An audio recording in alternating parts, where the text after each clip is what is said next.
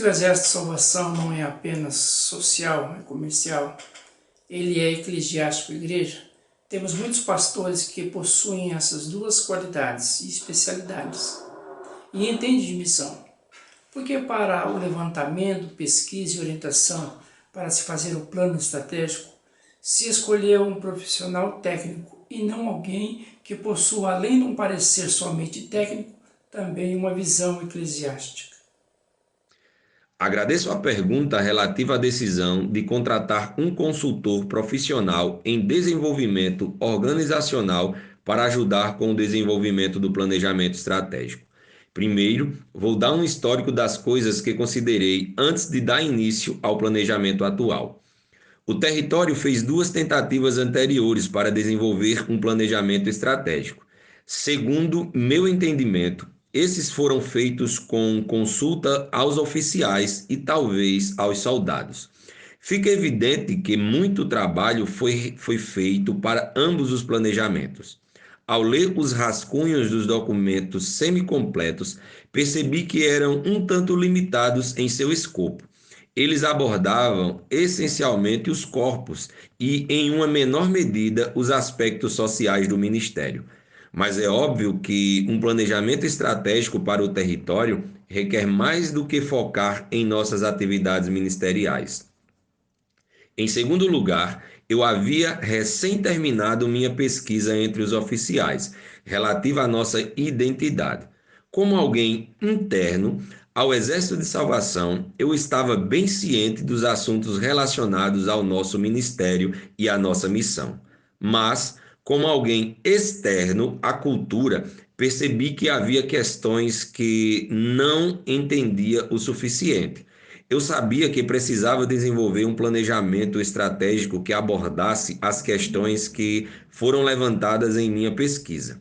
Contudo, em consequência de ser alguém externo, eu queria mais informações que validassem algumas das minhas conclusões. Portanto, eu precisava de alguém externo ao Exército de Salvação, mas que fosse alguém interno à cultura. O Conselho Administrativo foi de ajuda ao reconhecer o senhor Ricardo. Esses dois pontos, tentativas limitadas e incompletas de se iniciar um planejamento estratégico e a necessidade de verificar alguma das minhas conclusões, levaram-me a considerar o senhor Ricardo. Um consultor com visão eclesiástica ou não é contratado para coletar opiniões, experiências e recomendações do pessoal da organização contratante e para organizá-las baseado em o seu marco de referência profissional. O senhor Ricardo foi altamente recomendado como alguém que trabalhou muitos anos nessa área, estava associado à universidade e estava disponível durante a pandemia do Covid-19. Eu estava apreensivo com o fato de que ele não estaria familiarizado com os nossos objetivos ministeriais, mas eu também sabia que a extensão do planejamento estratégico incluiria negócios, relações públicas e várias outras áreas que não haviam sido incluídas nos planejamentos estratégicos do passado. Além disso, o seu trabalho como consultor foi o de colher as opiniões e respostas dos oficiais e compilá-las em uma série de recomendações, que poderíamos aceitar ou recusar, baseado no conteúdo e na relevância. Não temos nenhuma obrigação de usar esse material para atender nosso plano para o futuro. Contudo, ter uma pessoa externa para ouvir os oficiais e formatar as respostas baseado em sua experiência proporcionaria uma perspectiva que poderia dialogar com a nossa estratégia. Um profissional com uma visão eclesiástica poderia prover o mesmo serviço? Sim, mas aquela pessoa também teria suas ideias pré-concedidas e suas perspectivas. Depois que o contrato do senhor Ricardo terminou, percebi que precisávamos de assistência adicional para continuar o processo. Afinal, visto que já se tivera duas tentativas para iniciar um planejamento estratégico, seria muito desencorajador se um outro falhasse em se materializar. O senhor Ricardo submeteu as recomendações e, baseado nos grupos que se formaram para revisar o material, pareceu que suas recomendações eram um bom ponto de partida, mas eram apenas um ponto de partida. O território precisa trabalhar as questões e criar novas formas de ação que irão permitir que a visão seja alcançada. Essa é a parte difícil do planejamento estratégico. Esse é o desafio em qualquer organização. É mais fácil permanecer igual, mesmo quando os resultados negativos são óbvios, do que fazer mudanças substanciais. Esse não é o princípio do Exército de Salvação.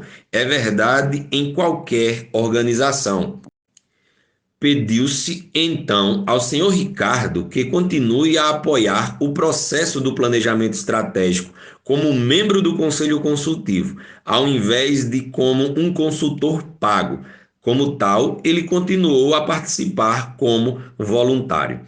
Para concluir, decidi contar com o trabalho do senhor Ricardo, porque achei que ele forneceria as recomendações objetivas melhores e mais completas para o Exército de Salvação.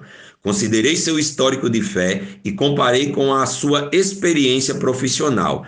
O desenvolvimento de um planejamento estratégico era um entendimento comum e não ouvi nenhuma outra sugestão de ninguém que estava ao meu redor.